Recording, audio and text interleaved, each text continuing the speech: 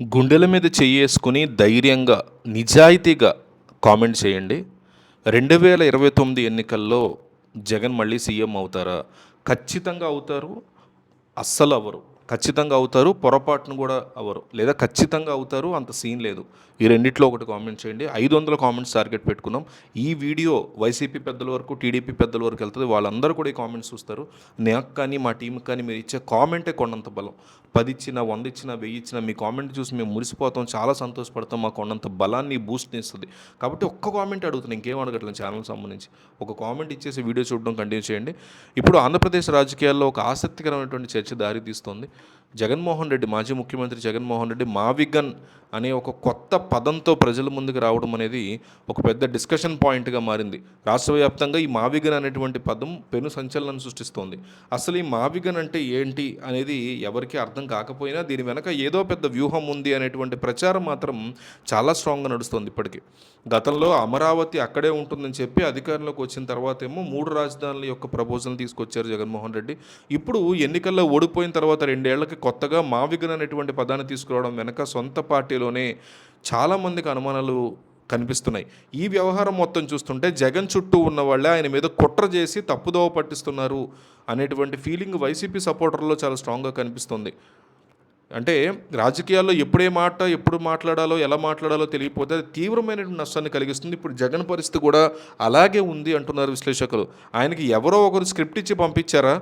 అది ఆయన్ని ప్రజల్లో పలచన చేయడానికి అలా పంపించారా అని వైసీపీ వర్గాల్లో గుసగుసలు వినిపిస్తున్నాయి.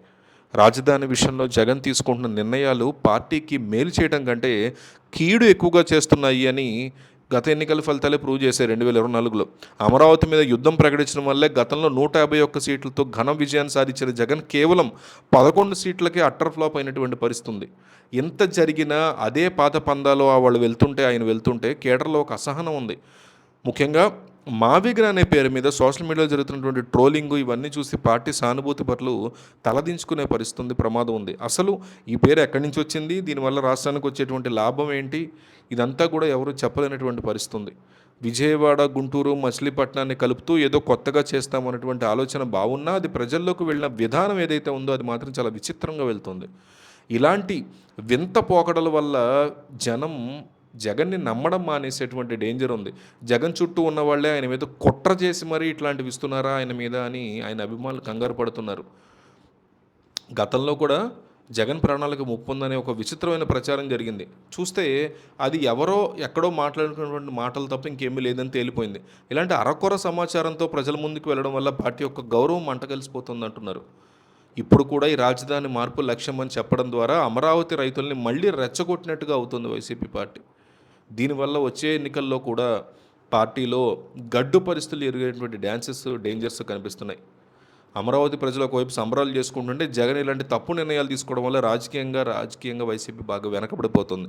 మావిగన్ యొక్క మిస్టరీ చూస్తే ప్రస్తుత పరిణామాల విషయంలో జగన్ మీద పార్టీలోనే ఎవరో కుట్ర చేస్తున్నారు అనేటువంటి అనుమానం కలుగుతుంది వైసీపీ క్యాడర్కి. లేకపోతే తమ నాయకుడు ఇలాంటి చిన్నపిల్లల మాటలు ఎందుకు మాట్లాడతారు అని జనం నవ్వుకుంటున్నారు అంటుంది తెలుగుదేశం అనుకూల మీడియా. పార్టీలో ఉండేటువంటి కీలక మీడియా ఈ విషయాన్ని తప్పుపడుతోంది. పార్టీలో ఉండే కీలక నేతలు కూడా తప్పుపడుతున్నారు ఈ విషయాన్ని ఇండైరెక్ట్గా. అమరావతికి పోటీగా ఇలాంటి పేరును సృష్టించడం వల్ల ఒరిగేది ఏమీ లేకపోగా ఇన్ఫ్యాక్ట్ డ్యామేజ్ చేస్తుంది. నిజానికి జగన్కు ఉన్నటువంటి క్రేజ్ని ఇలాంటి తప్పుడు ప్రచారాలు బాగా దెబ్బతీస్తున్నాయి.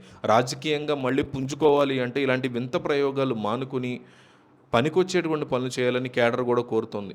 సో ఇప్పుడు జరుగుతున్న పరిస్థితులు చూస్తే చాలా ఇబ్బందికర సిచ్యువేషన్ అని చెప్పుకోవాలి.